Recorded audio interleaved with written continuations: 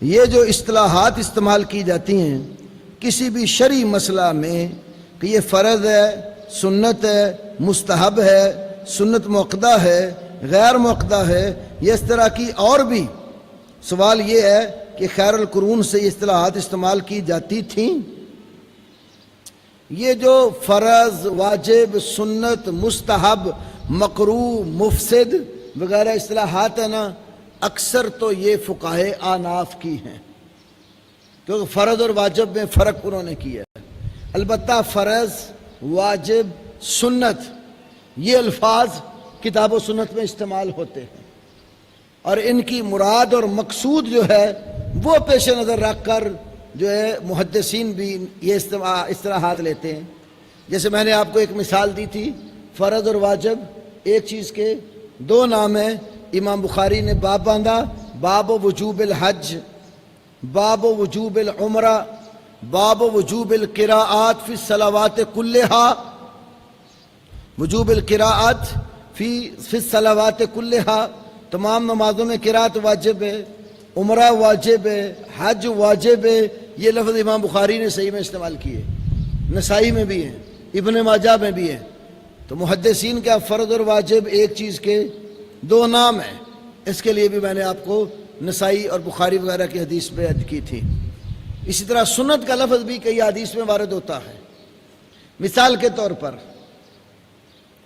دو سجدوں کے درمیان دونوں پاؤں کھڑے کر کے ایڑیوں کے اوپر بیٹھنا، سمجھیں بات؟ بیٹھیں ذرا، دونوں ایڑیوں کے اوپر آپ نے بیٹھنا، پاؤں کھڑے کرو، ایڑیوں کے اوپر بیٹھ کے ہاتھ، دو سجدوں کے درمیان پاؤں کھڑے ہوں اور ایڑیوں کے اوپر آپ بیٹھ جائیں، اس کو بھی اقعاء کہا گیا۔ اقعاء کی کچھ ممنوع شکلیں ہیں۔ کتا آپ نے دیکھا ہوگا بیٹھتے ہوئے، دونوں پاؤں زمین پہ، گھٹنے کھڑے ہوتے ہیں نا، ہاتھ زمین پہ لگائے ہوتا ہے، یہ شکل منع ہے۔ یہ بھی، اس کو بھی شرع میں اقعاء کہا گیا کہ ایڑیوں کے اوپر بیٹھنا، لیکن یہ جائز ہے۔ کسی بندے کو یہ سمجھ آئی کہ یہ بھی جائز نہیں ہے، تو عبداللہ ابن عباس رضی اللہ تعالیٰ سے مسئلہ پوچھا، صحیح مسلم میں حدیث ہے، انہوں نے کہا یہ اقعاء سنت ہے، الاقعاء سنت، یہ صحابی کہہ رہے ہیں اقعاء کیا ہے؟ سنت ہے۔ تو سنت یعنی نبی علیہ السلام کا طریقہ ہے۔ تو یہ اس طرح کے الفاظ اور ان کے معنی وہ کتاب و سنت میں خود موجود ہیں، لیکن یہ زیادہ لمبی چوڑی اصطلاحات جو ہیں ان کا اجراء نبی علیہ السلام اور صحابہ کے بعد میں ہوا ہے۔ تبلیغی جماعت کے مولانا زکریا صاحب، انہوں نے ایک کتاب لکھی ہے اختلاف الائمہ، اس میں انہوں نے یہ ذکر کیا ہے کہ صحابہ کے زمانے میں یہ فقہی موشگافیاں اور اصطلاحات نہیں ہوتی تھی، اور اگر کوئی اس طرح کا سوال کر لیتا وہ سوال گستاخی پر محمول کیا جاتا تھا۔ مثال دی، عبداللہ ابن عمر رضی اللہ عنہما سے کسی نے پوچھا اوتر واجب، اوتر واجب، کیا وتر واجب ہے؟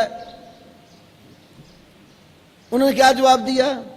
اوتر رسول اللہ صلی اللہ علیہ وسلم و اوترنا، اللہ کے رسول صلی اللہ علیہ وسلم نے وتر ادا کیے، ہم بھی وتر ادا کرتے ہیں۔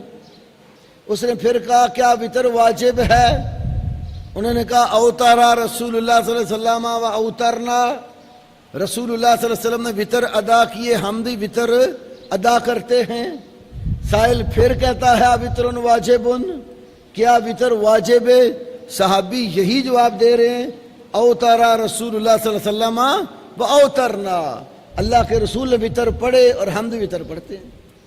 یہ روایت نقل کر کے مولانا زکریا نے آگے یہ بات سمجھائی ہے، اس سے پتہ چلتا ہے کہ ان کے ہاں یہ اصطلاحات نہیں تھی۔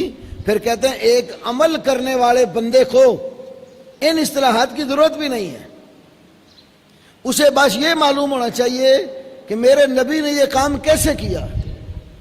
اور اہل الحدیث، اہل سنہ بھی اللہ کے فضل سے اسی نہج پر قائم ہے کہ ہمیں کام کا حکم دیا گیا اور طریقہ بتایا گیا، اب ہمیں یہ پوچھنے کی ضرورت نہیں ہے یہ فرض ہے، واجب ہے، مستحب ہے، افضل ہے، سنت ہے، موقدہ ہے، غیر موقدہ ہے، مکروہ ہے، حرام ہے، مکروہ تحریمی ہے، مکروہ تنزیہی ہے، یہ مفسد ہے، کیا ہے، ضرورت نہیں ہے. بس جو کام اللہ کے نبی نے کہا کرو کرنا ہے، جس کام سے نبی پاک نے روکا پہ رک جانا ہے. تو ایک عمل کرنے والے کو اس چیز کی ضرورت نہیں رہتی. اسے ہمارے لوگ سیدھے سادے ہیں، وہ زیادہ ان باریکیوں میں نہیں پڑھتے. انہیں پتہ چل جائے کہ اللہ کے نبی نے نماز پڑھی ہے، بھائی اپنے ہاتھ تکبیر کہہ کر کندھوں یا کانوں تک اٹھائیں تو کہتے ہیں ٹھیک ہے. انہیں پتہ ہے کہ اللہ کے نبی جب رکوع جاتے تھے تو اسی طرح اپنے ہاتھوں کو کندھوں یا کانوں تک اٹھاتے تھے، رکوع سے اٹھتے تھے اسی طرح اپنے ہاتھ کندھوں یا کانوں تک اٹھاتے تھے، رفع دین کرتے تھے. ہمیں ضرورت نہیں، فرض ہے، واجب ہے، نماز ہوتی ہے یا نہیں ہوتی، بھئی اللہ کے نبی نے کیا ہے ہم کرتے ہیں. تو عمل کرنے والے بندے کو ان چیزوں کی ضرورت نہیں پڑتی. جتنا فقہا نے لوگوں کو ان اصطلاحات میں داخل کیا، آپ دیکھیں گے جو اصولی ہے نا، اصول کے پیچھے اصول فقہ والے خاص طور پہ میں نے اکثر دیکھا ہے، اصول فقہ والے عمل کے اتنے پکے نہیں ہوتے جتنے اصول حدیث اور اصول سنہ والے پکے ہوتے ہیں. حدیث پڑھنے پڑھانے والے لوگ دیکھتے اللہ کے نبی نے کیا وہ عمل کرتے ہیں، اور اصول فقہ والے پڑھ دیتے ہیں چلو یار فرض تو نہیں ہے نا تو ٹھیک ہے، سنت ہی ہے نا، رہ گئی تو کیا حرج ہے. وہ اس طرح کرتے کرتے کئی عملوں سے دور رہ جاتے ہیں. لیکن جو اہل الحدیث اہل السنہ ہیں، اللہ کے نبی نے کیا بس ہم بھی کریں گے. حضرت علی نے دیکھ لیا رسول اللہ دعا پڑھ کے سواری پر مسکرا پڑے، بھیا وہ بھی مسکراتے رہے.